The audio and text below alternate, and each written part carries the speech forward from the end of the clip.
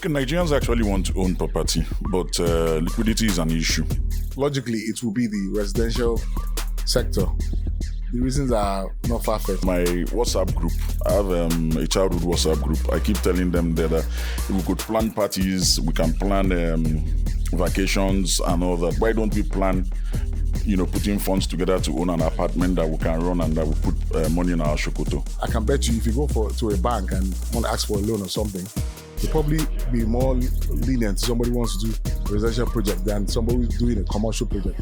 Any developer who wants to survive the present economic reality has to be very, very creative. The diaspora investors are coming in with their funds, dollars, the pounds. So I tell any smart investor, diaspora investor, basically, this is the best time to queue into the real estate market. Hello, amazing family. Welcome to another insightful episode of Thread, the Real Deal Naija podcast, where we are unbundling Africa's largest real estate market. Today's episode is amazing. In fact, I think the topic for this episode should be Evelyn and the gang. I'm just joking. So today we're going to be talking about selling real estate in a tough economy. What are the tips for both realtors and developers? Of course, my guests today need no introduction, but for the sake of those of you who are new to the Thread dispensation, I'm just going to do a mention. You feel the rhyme, right? I have today my family. I call them my family because, they're my day one Gs. So I'm going to do a brief introduction. First, I have with me a sociologist, real estate investor, and a realtor. He is also an associate partner at Daki Works. He is the CEO of Hacienda Realtors. He is also a joint venture guru with a career spanning 12 years, closing top real estate deals. Please welcome with me, Frank Nwabiani. It's a pleasure. Nice to have you. Always nice. We missed you on the previous season. Same here. I love your cap. Okoyawo thing. Yeah, I want to go traditional. I love it. And of course, my next guest is the real estate encyclopedia. He is a real estate lawyer and a property developer. He's a member of the United Kingdom Chartered Institute of Arbitration, member of RADEN. He is a prolific article author and an influential voice in the Nigerian property sector. He's an alumni of the Lagos Business School. He is also an executive producer of the Real Deal Naija podcast. Now you know why I call this family, right? He is also the CEO of Blockhouse Group, an award-winning real estate development property company with a property portfolio of over $3 million and a track record of delivering cutting-edge architectural home. Welcome with me, our big daddy here, Mr. Okechukwu Onyehara. Thank you very much for having me. Thank you. I love this. I'm getting the Owambe vibes already. And of course, you know that we're here to talk big things. Let's start with you, Mr. Frankie. So tell us, how has the present economic climate affected demand in property market? Well, it's been hugely significant, the economic downturn, and it has affected the real estate sector in several ways. So I'll just highlight some of the areas.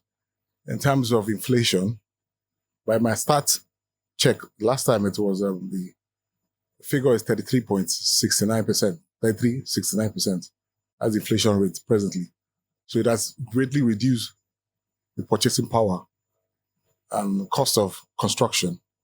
So that has significantly affected demand and supply in the real estate sector. So people are finding it hard to be able to purchase a property, and also developers are also struggling in terms of being able to meet their targets, set goals in terms of real estate property sector, basically. So, and secondly, another area is the area of increased interest rate. Okay. The last stats I checked too, according to CBN, they've increased their interest rate to 22 point, I think 2.64%. That's the current interest rate. So tell me, how many developers can actually afford to access that kind of fund and now pay up and meet up with their obligations? And that has also significantly affected the buyers because it's a two-way street. You can only bid what you sell.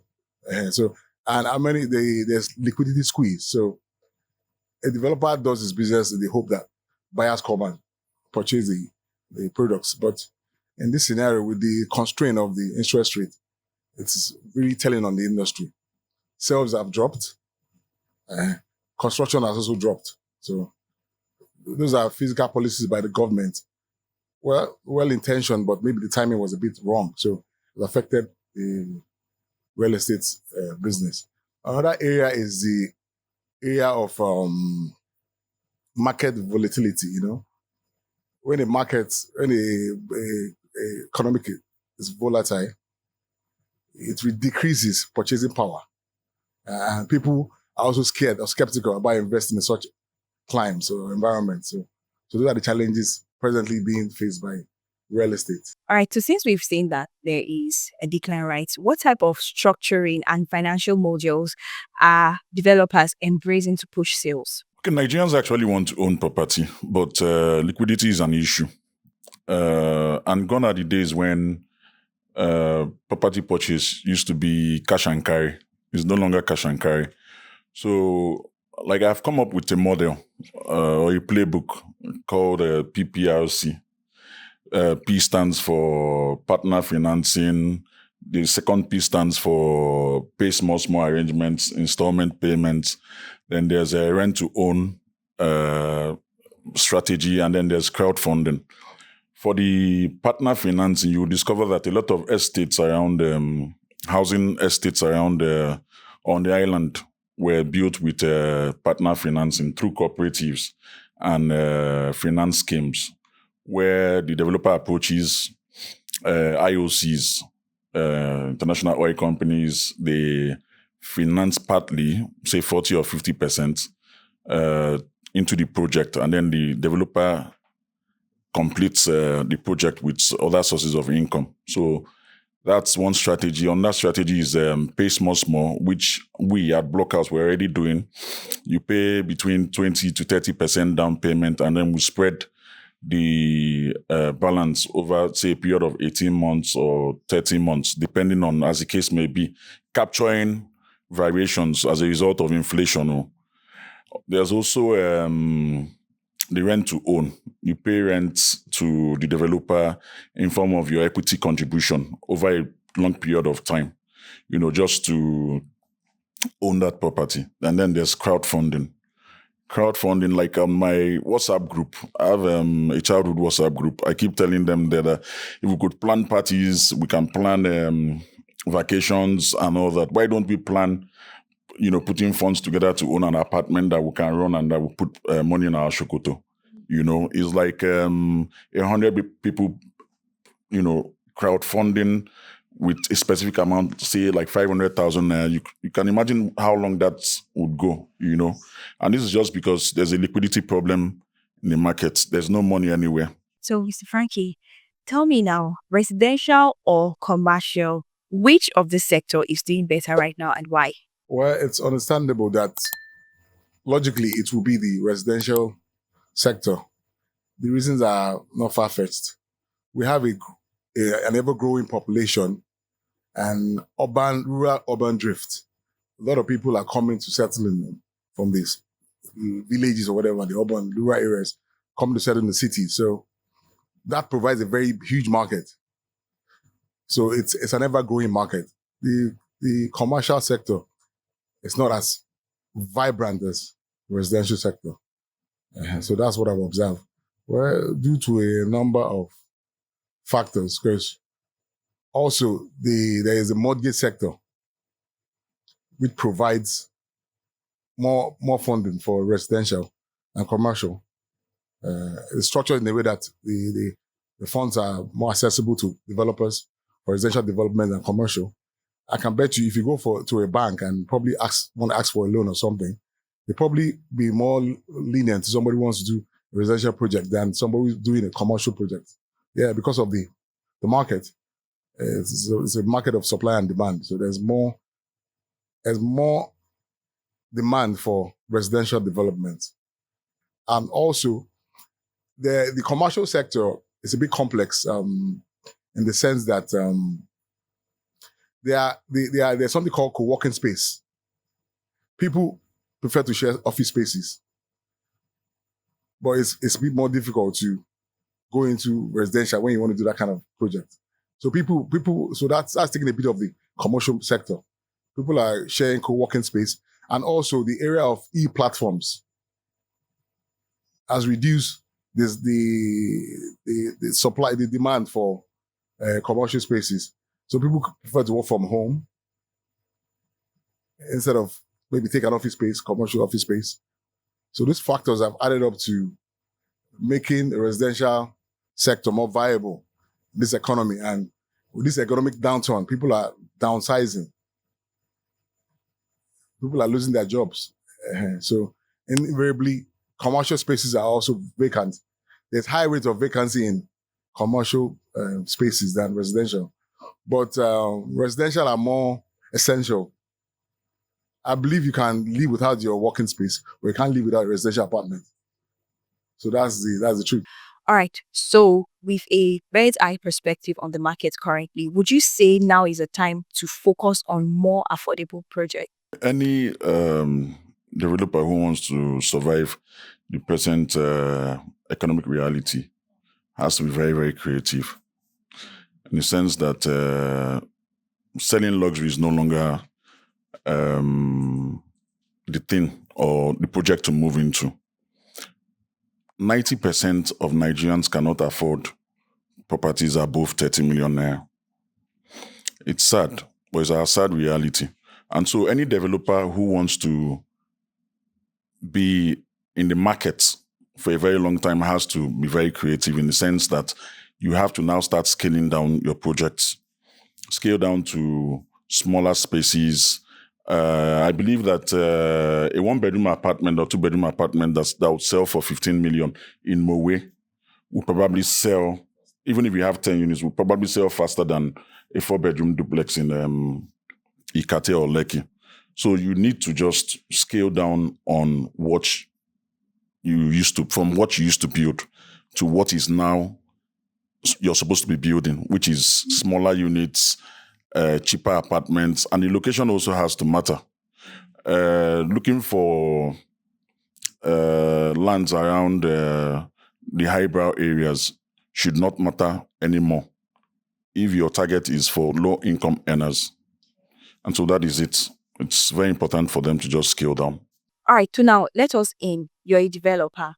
Share with us some of the tips that you used to keep your project priced within the reach of your average buyer. Okay, again, I don't know if I'm exposing my playbook, but I have a playbook and it's called MPLD. First of all, markets. How do I source my materials? First of all, materials. How do I source my materials? Going to source for using your naira to chase dollar, to source for foreign currency, to travel out of the country, probably to Spain, Italy, or China to go and source, for example, tiles, should not come to the mind of a developer any longer. There are actually Nigerian companies doing very, very well. I'm sorry, I cannot mention names, but there's one in Ogun State that its tiles, the company tiles, can match any other tile, imported tile. Then you also look at your iron rods, how you sourcing these materials. It's very important. For P, which is called phased development, developers are always in the wrong idea of, if you have to do 20 units, you're doing 20 foundations, you're doing 20 second milestone projects, third milestone, and then probably the roofing. I would advise that you phase your projects or you phase your developments to deliver 5, sell 5, move to the next 5, and then move to the next 5 again, rather than trying to complete at that bottom. And then there's the design problem. developers should not do anything elaborate. It should just be basic housing units, functional spaces, rather than doing elaborate designs that would probably even cost you more to develop. And then the issue of floor space. If you had to do, for example, 4 or 5 bedroom bungalows, I would prefer you go up higher to, a number of more floors. You could actually get 12 units on a piece of land than having 4 or 5 bedroom bungalow on that same piece of land. So that way, you're showing up your income. Although that would cost more to build than a bungalow, but you're also showing up your income as per units, number of units that you're delivering. And then the issue of land. Where are you sourcing land? There are places called New Lagos. There's Old Lagos. New Lagos refers to like Ekpe, Ibejuleki, and the lands there are actually still priced lower. So you could actually source your land in Ibejuleki, Ekpe, Mowe, or Fada, rather than looking for these other highbrow areas. So that's my playbook, and it's called MPLD. Thank you for letting us in on that. All right, so Mr. Frankie, how do you think the general state of the domestic economy has affected pricing and property values? Well, basically the same thing. It's significant. The interest rates have gone up. They're crazy. 26.69%. That's ridiculous. Removal of oil subsidies. I keep emphasizing on that. That has really affected purchasing power and, building cost. So that's drastically affected it too. So people are just trying to maximize the situation, try to make the best out of it. But it's challenging, I know, for developers and also for buyers. So it has affected it negatively. So I just believe that, but I think it's a phase. Eventually, the Naira will pick up with the right policies and fiscal from the government. So I think, because we are very resilient people, Nigerians are known for that. So I think with time, we'll pass through this phase. Nigeria is too big a market to ignore. Even with the challenges, people are coming in. People are coming in. So that's how it is. So I think it's a gradual phase. We'll overcome it with commitment from the government and the people. But those are the basic challenges. The interest rate, purchasing power, liquidity squeeze. And so those are the factors. Once those are corrected and normalized, stabilized, because and also we have economic volatility. It's not good for any prospective developer. Nobody finds comfort in that. So a smart investor wants to come into a economy that is stable, where demand and supply is good. But when there's volatility, they're a bit skeptical.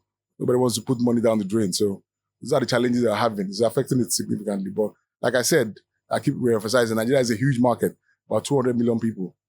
So there's the housing deficit is crazy.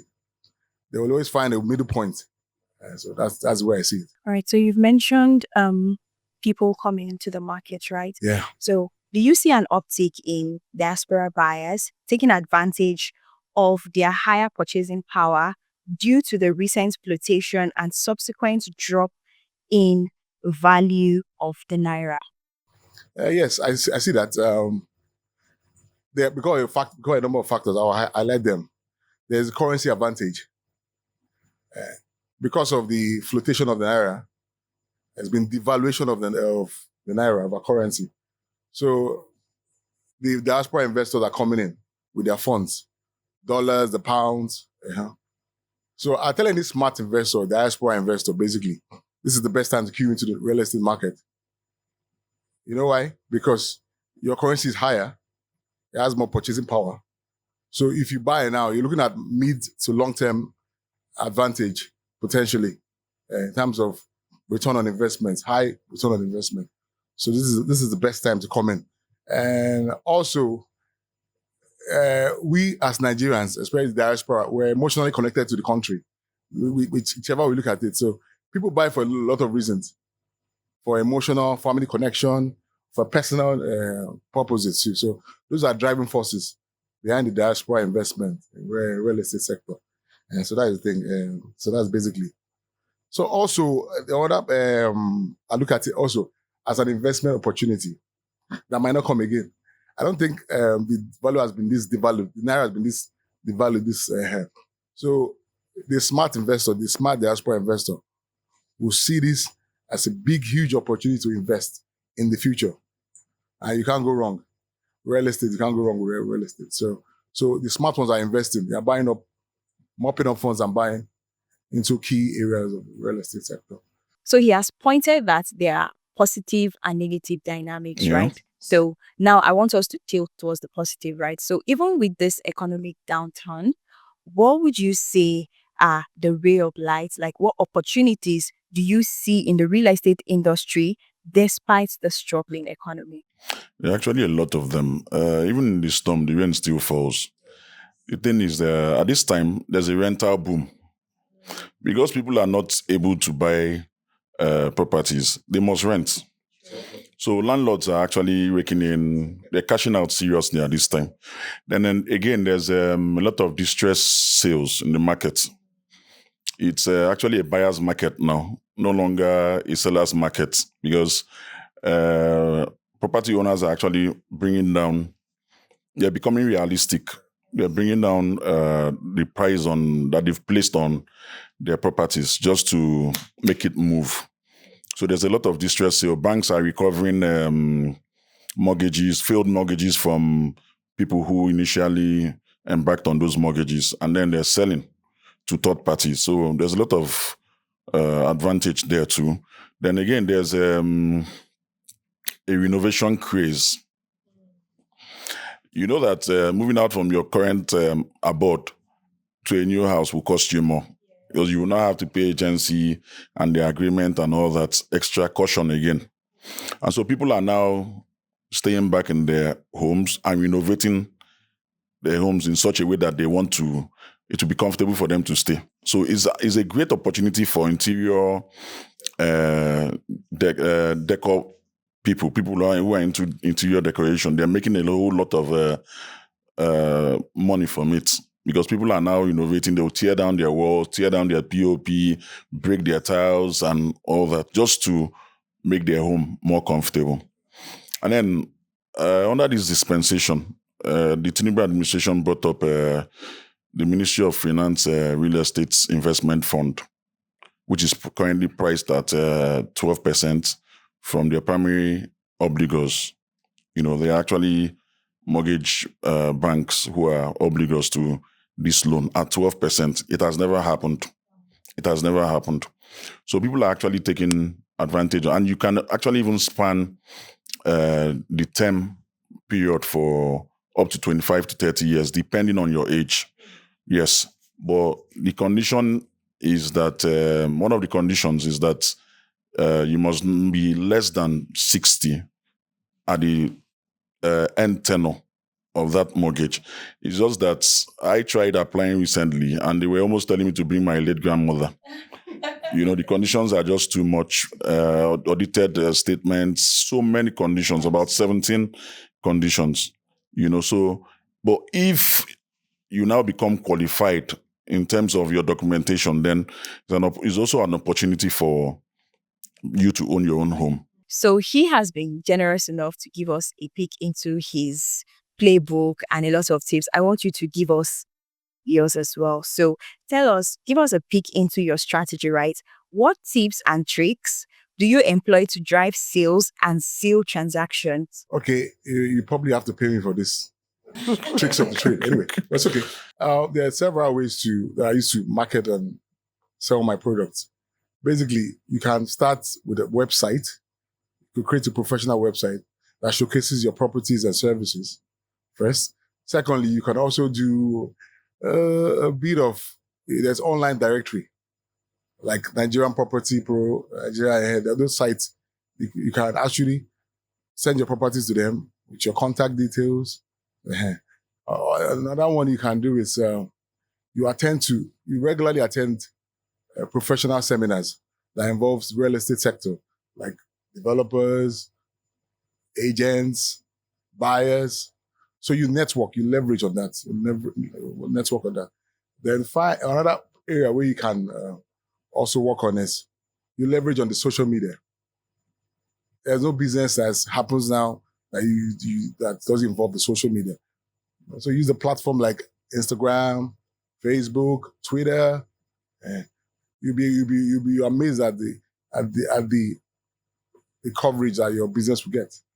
So another of my trade secret is I try to maintain a good relationship with my partners, my buyers. So most times I get referrals. And in this business, referral is the best advertisement for any broker. So once you maintain a good relationship, you deliver on time, you don't tell stories, I bet you your buyer will always come back to you or refer somebody to you. So those are some of the strategies that you can use to get an edge over others.